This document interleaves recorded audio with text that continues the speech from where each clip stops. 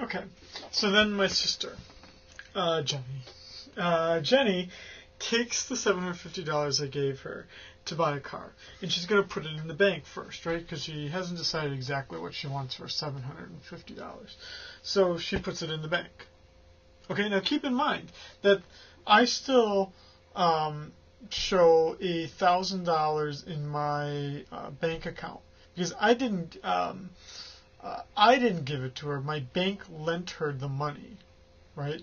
So in this case, right, there's another set of accounts where it shows $1,000 in my account.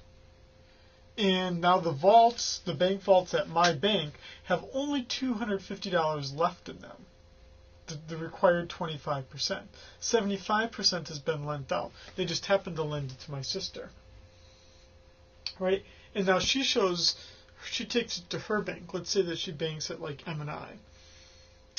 Which actually doesn't exist anymore. But anyway, she's going to have $750 in her account, which would be showing up here as a liability to her bank. And now the reserves would be $750. Now, this bank will also then lend out 75%.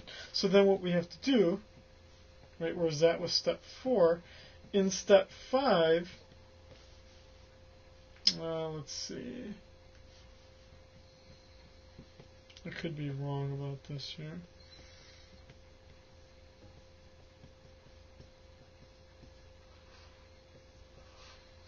Let's see. So I'll have to check my math here because I could be wrong. So much check it. Required reserves would be 25% of this, which would be 187.5, I think. The excess reserves would be the 75% of that 750, which would be 562.5, or thereabouts. I may have done the math wrong in my head. The liabilities are $750 in deposits, and now this $562.50 is going to be lent out to someone else, right? And you can see how this step keeps going on and on and on. In fact, if you look on page 5 of the typed up notes, you actually see this process being worked out, right? Where it started with $1,000. In this case, they had a 10% required reserve ratio. 10% is kept, 90% is lent out, and so on and so forth. I strongly encourage you to look at page 5.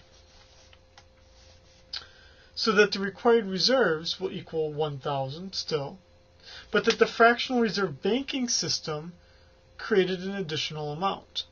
And the way that we find the additional amount is with something called the simple deposit multiplier, which is actually given to us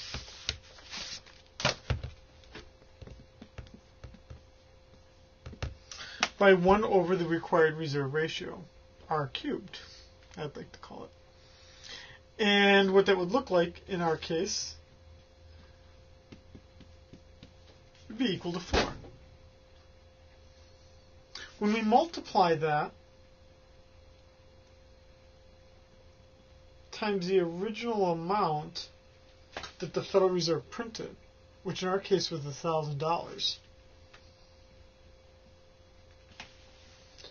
what we would see is that the total money supply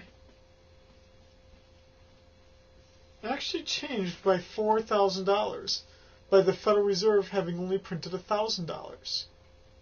That's the beauty of the fractional reserve banking system, is that the fractional reserve banking system is actually doing most of the work.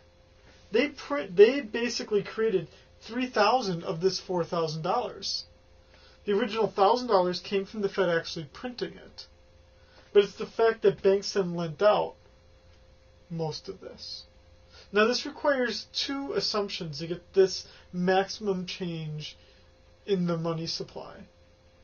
It requires that banks hold no excess reserves, which doesn't typically happen. Most banks carry a little bit more than the minimum amount. So it requires no excess reserves. It also requires no cash leakages. It means that consumers never keep any cash. They're always putting it back into the banking system. Obviously, those two assumptions are a bit unrealistic, but that is how we could get the maximum change in the money supply from the simple deposit multiplier. Okay. Making sure that I've covered everything else here. I like this old chart. I just want to emphasize it for you here, just so that you follow the steps of what we did here. This is on page 6 of the notes, and so let me just briefly go over this here then. So, when the reserves in the banking system increase, that basically means that excess reserves in the banking system increase. And that then means that loans can go up because banks lend out their excess reserves, which leads to checkable deposits increasing at other banks once that's lent out, which basically means that the money supply increases. On the other hand, if the Federal Reserve had if they had sold a bond to me, right, I would have paid the Federal Reserve cash and I would have taken it out of my banking account, right? That would have lowered excess reserves, lowered the amount of loans that could be made, lowered checkable deposits, and decreased the money supply. So you can see how the Federal Reserve can change the money supply by working with this fractional reserve banking system. And that's actually then the topic then for as we start then chapter 26.